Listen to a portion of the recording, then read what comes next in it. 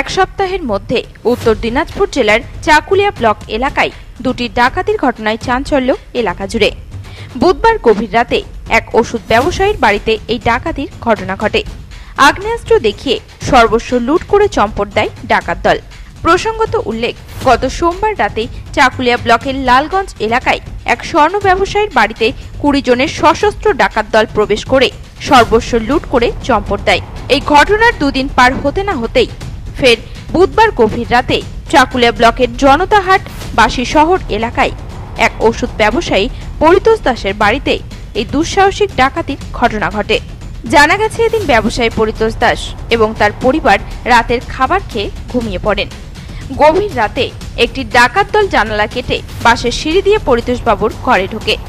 এরপর পরিতোষ বাবুর স্ত্রীর গায়ে নেশা জাতীয় দ্রব্য ছুঁড়ে তাকে অজ্ঞান করে এবং পরিতোষ বাবুকে ধারালো অস্ত্র দেখিয়ে সর্বস্ব লুট করে চম্পট দেয় ডাকাত দল। এই বিষয়ে ক্ষতিগ্রস্ত ব্যবসায়ী পরিতোষ দাস বলেন, ডাকাতি হয়েছে প্রায় রাত্রি 1-1:30টার সময়। ওটা তো বলতে পারবো না, সাইডে জানলা কাটে তারপর আসে।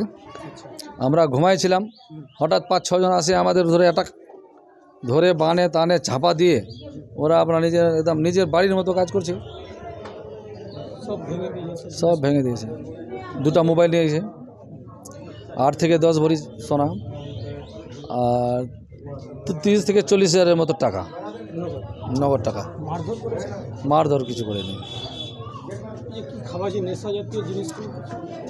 ও দিচ্ছিল, আমি তো খাইনি, ও বলছে আমাকে খাওয়াই দিয়েছে।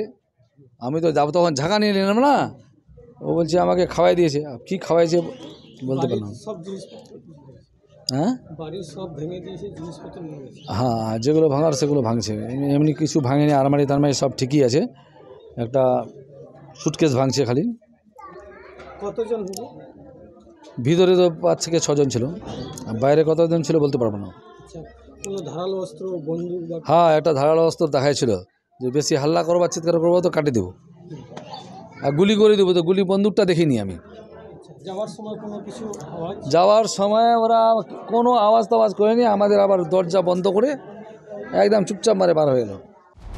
এই বিষয়ে ওই ব্যবসায়ীর স্ত্রী জানান, শুয়েছিলাম, শুয়ে একবার হঠাৎ দেখছি 5-6 জন লোক দাঁড়ায় আছে চাকু নিয়ে।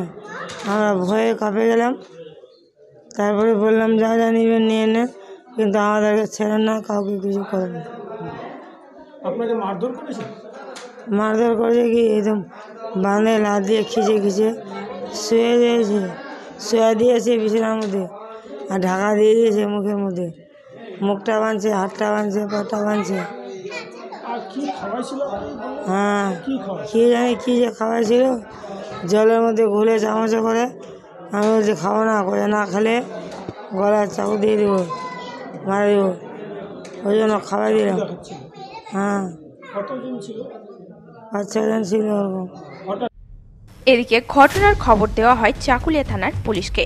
পরবর্তীতে পুলিশ ঘটনাস্থলে পৌঁছে পুরো ঘটনার তদন্ত শুরু করেছে। পরপর এমন ডাকাতির ঘটনায় আতঙ্কিত এলাকাবাসীরা, নিরাপত্তাহীনতায় ভুগছেন তারা। পুলিশি ভূমিকা নিয়ে প্রশ্ন তুলেছেন স্থানীয়রা। এই বিষয়ে এক স্থানীয় বাসিন্দা জানান, এখানে বিশাল ডাকাতি হয়েছে। আমি বলতে চাইবো আমাদের চাকুলিয়া থানা প্রশাসনের পক্ষ যেন এনারা আজকে আমাদের এই 1 মাসের মধ্যে আমাদের চাকুলিয়া সার্কেলে 4টা ডাকাতি হচ্ছে। এই ডাকাতির পিছনে কি রহস্য আছে? আমাদের প্রশাসন আমাদের এর জন্য কেন প্রশাসন কোনো স্টেপ নিচ্ছেন না?